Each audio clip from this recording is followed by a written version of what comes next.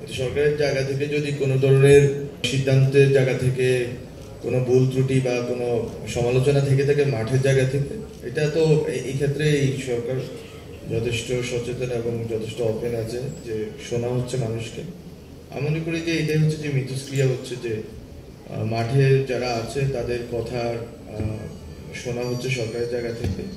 এবং কোনো কোনো ক্ষেত্রে হয়তো এটা সময় লাগছে, বাট শোনা হচ্ছে। এটা হচ্ছে আমার দৃষ্টিভঙ্গি যে ছাত্রদের শিক্ষার্থীরা এখনো যারা মাঠে আছে বিভিন্ন, এখন তো শিক্ষার্থী আসলে আগে শিক্ষার্থী ছিল, এখন শিক্ষার্থীরা অনেক প্ল্যাটফর্ম অনেকভাবে বিভক্ত হয়ে গিয়েছে, সেটাও বাস্তবতা। কিন্তু তারপরেও যারাই মাঠে আছেন তাদের কথা সরকার শুনছেন, এবং এই সরকারের এটাই হচ্ছে দৃষ্টিভঙ্গি যে যে কোনো ধরনের আলোচনা সমালোচনা এবং পর্যালোচনার ক্ষেত্রে সরকার ওপেন আছে, সরকার শুনবে। আর আমার যে কথা আমি যদি বলি যে ঐক্যের ক্ষেত্রে আমি নিজে যে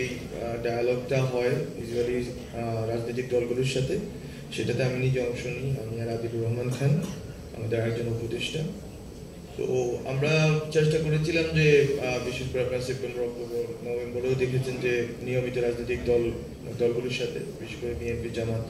এবং অন্যান্য রাজনৈতিক দলগুলোর সাথে নিয়মিত বৈঠক হচ্ছিল, এবং আমাদের পরিকল্পনা আছে যে যখনই কমিশনগুলো প্রস্তাবনা হাজির করবেন, তারা যখন এগুলো নিয়ে আসবেন রিপোর্ট, আশা করি আগামী মাসে মাঝামাঝি শুরু থেকেই শুরু হবে। কেউ কেউ বলতেছেন জানুয়ারি 7, 10, 15, যখনই আসবে আমরা একটা বৃহত্তর একটা কনসালটেশন হবে, এটা আশা করি হবে, এবং সব রাজনৈতিক দল সব স্টেক হোল্ডারদেরকে নিয়ে স্যার কোনো ডিসিশন বা এই সরকার থেকে কোনো ডিসিশন একপাক্ষিকভাবে নেওয়া হবে না, বরং ওই কমিশনের প্রস্তাবনাগুলো নিয়ে আবারও রাজনৈতিক দলগুলোর সাথে একটা কনসালটেশন ফোরাম হবে, কনসালটেশনে বসা হবে, এবং কতটুকু সংস্কার আসলে সম্ভব এবং কোনটা মধ্যমেয়াদী কোনটা দীর্ঘমেয়াদী এটা নিয়ে আলোচনা করার পরে তখন আগামী জানুয়ারি ফেব্রুয়ারিতে তখন এটা স্পষ্ট হবে জনগণের সামনে এবং রাজনৈতিক দলগুলোর সামনে যে আমাদের প্রায়োরিটি কি, প্রায়োরিটি সংস্কারগুলো কি কি, এবং আমরা কি করতে পারি। যেমন আমি আমার লেখাতেও লিখেছি যে রাজনৈতিক দলগুলো, আমি নাম বলবো না, রাজনৈতিক দলগুলো যে ধরনের সংস্কার প্রস্তাবনা দিয়েছে, বিভিন্ন জনে বিভিন্ন রকম তফা দিয়েছে, সরকারের এই সংস্কার যে কমিশন এবং সংস্কার যে কার্যক্রম গত 4 মাস প্লাস সময়ে অধিকাংশ দফা এবং অধিকাংশ প্রস্তাবনা কিন্তু ইন্টিগ্রেটেড হয়ে গেছে। এখন রাজনৈতিক দলগুলোর উচিত যে সরকারের কাছে সরকারের সাথে বসে, বা আমরা তো বসার জন্য আগ্রহী, যে বসে এটা ঠিক করা যে আমরা আসলে কতটুকু সংস্কার করবো এবং কোন সংস্কারগুলো আমাদের করলে, যেটা আমি বলবো যে ঐক্য, এবং আজকে যে আলোচনা চলতেছে এখানে বলবো যে আপনি রাষ্ট্র যদি দাঁড় না করাতে পারেন তাহলে ঐক্য দিয়ে কি করবেন। তো রাষ্ট্র দাঁড়া হয়ে থাকে আসলে বেসিক্যালি প্রতিষ্ঠানগুলোর উপর। বাংলাদেশে তো 72 সংবিধানে আমরা যে পর্যালোচনা করি, ক্রিটিক করি, এটা এই জন্যই করি যে 72 সংবিধানের ভিতর দিয়ে বাংলাদেশে কোন ধরনের প্রতিষ্ঠান দাঁড়া হওয়ার যে সম্ভাবনা এটাই নস্যাৎ করে দেওয়া হয়েছে সেই 72 সালে, 72 সালে এটা পরাজিত হয়ে গেছে। ফলত আমরা মনে করি যে রাষ্ট্রের প্রতিষ্ঠানগুলো,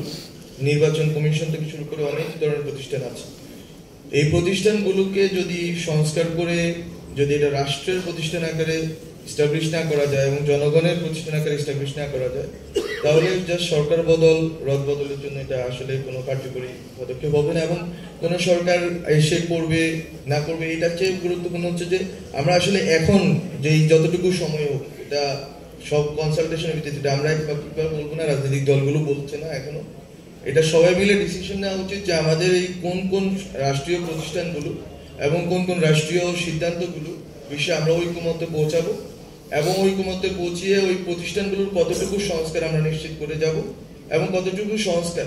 এখন ধরেন আমরা এই সংস্কারের একটা অংশ করে গেলাম, রাজনৈতিক দলগুলোর কাছে এমন কোনো কি লিগ্যাল ফ্রেমওয়ার্ক থাকবে কিনা যার কারণে তারা জনগণের কাছে জবাবদিহি করতে বাধ্য হবে, এবং কোন লিগ্যাল ইনস্ট্রুমেন্টে তারা এটা জবাবদিহিতা করতে হবে যে তারা এই সংস্কার কার্যক্রমগুলো তারা যখন ক্ষমতায় আসবেন তারা এটা চালিয়ে যাবেন। এটাও কিন্তু আমাদের আলোচনায় আসা লাগবে যে জনগণ, যে ছাত্র জনতা শহীদ হয়েছে,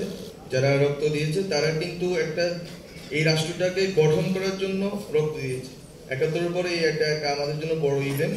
এই বড় ইভেন্টের ভিতর দিয়ে যদি আমরা এই রাষ্ট্রের প্রতিষ্ঠানগুলোকে শক্তিশালী না করতে পারি, এবং আমি আরেকটা বিষয় বলি, যেটা হচ্ছে যে জাতি গঠনের প্রশ্ন,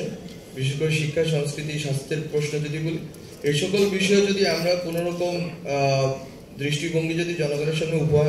উপস্থিত না করতে পারি, তাহলে আমি মনে করি যে আমরা সবাই মিলে ব্যর্থ হব।